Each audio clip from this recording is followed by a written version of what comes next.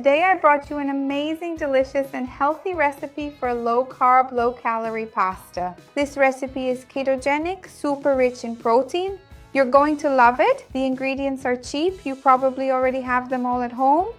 In fact, there are only 2 ingredients. It's very few, but I say all so you know they are accessible and simple. You're going to love it. And the flavor is super neutral because you can pair it with any sauce you like. Let me know, by the way, what your favorite pasta sauce is. So let's get started. Stay until the end because you won't want to miss it. If you love easy, quick and healthy recipes, you're going to love the channel. So go ahead and subscribe. Remember to activate the bell to receive notifications. I have new videos every day. You're going to love them. Let's start by making the dough for our pasta then. If you love pasta, like the video and tell me what your favorite sauce is. I've already asked you, and what your favorite type of pasta is. Do you like thinner pasta? Do you prefer thicker, like a fettuccine? Do you like the stuffed ones?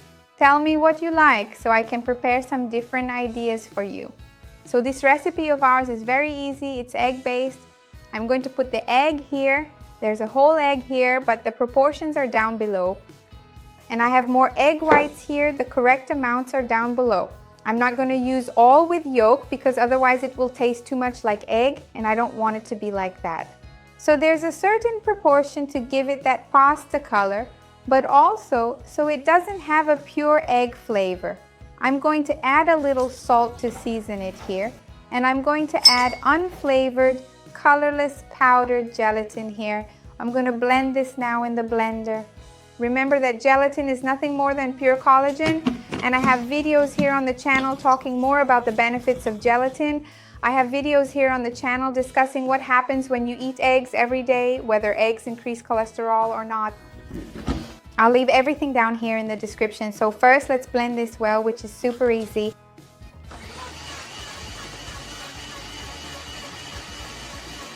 So I blended it well. I'm going to remove this now as I don't need the blender anymore, and I'll get my stove so we can finish up. Hold on. So I got my frying pan here. I've already greased it with olive oil and I'm going to pour in the batter. But an important detail is that this frying pan needs to be heated before you pour in the batter to cook everything evenly and avoid having one part thicker and another thinner or even less cooked.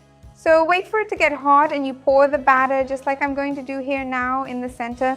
It's because my frying pan here is really quite large.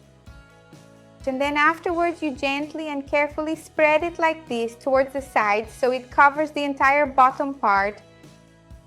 And then we will wait for it to cook, and we will see that the edges will start to lift from the sides when it begins to cook, just like a pancake, and then we flip it to the other side. So let's wait and I'll show you how to flip it, and then we'll cut it and prepare the sauces and everything else. So now you see that it is starting to release and it has reduced quite a bit. I'm going to flip it here. Look, it's already loose. So I'm going to flip it and move on to add the sauce. Hold on. Look, so I got my board here, and let's cut this dough of ours as if it were pasta dough. When I was taking it out, it broke a little here, but if that happens to you, don't worry, because when we're cooking, all of this can happen.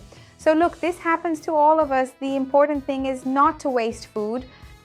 So we roll it up very compact and neat, as if you were making a pancake. Do it like this, rolled up carefully. The tighter this roll is, the more delicate and intricate the final result will be. And then we just arrive at this point here with a pizza cutter, and we're going to make it look like tagliatelle pieces, because later on when we open this up completely, it will indeed look very much like pasta. I'll show you better. So look here, try it at home and you're definitely going to love it. And regarding the sauce, which I said I would talk about later, for us to choose the sauce, always remember that sauces with less fat tend to be more interesting for health. Look how interesting it looks. Just because you're making a low-carb pasta doesn't mean you should necessarily load it with cheese, a lot of fat or a lot of bacon. Remember that a balanced low-carb diet is important for health. It should be nutritious and without excesses. So I will leave a video here on the channel talking more about affordable low-carb diets, varied low-carb diets, and low-carb menus to help you. I will finish cutting and I'll be right back. I went to get my knife because my pizza cutter here was so old that it wasn't sharp anymore. Look how beautiful it is. It looks like real pasta.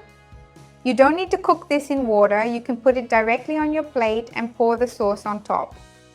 And my sauce suggestion is that you make either a well-prepared sugo sauce with plenty of basil, garlic, and tomato sauce, or a bolognese sauce, which I think are the most balanced sauces, especially if you're considering everyday meals. So I'm going to arrange this pasta on the plate. Look, it looks beautiful like fettuccine, and I'm going to put my sauce on top. Tell me here what your favorite pasta sauce is. I'd love to see it.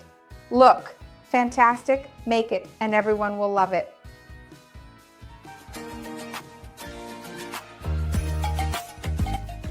Look, so I'm going to put a little bit more of tomato sauce here.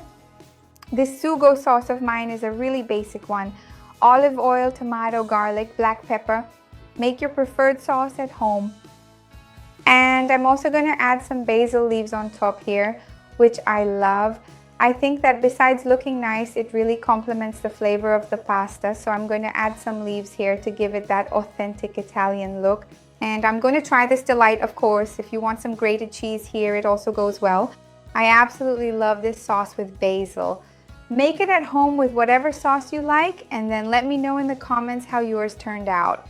Remember to like the video and share it with those who will enjoy or need it. Let's expand this chain of goodness together. Let's taste it.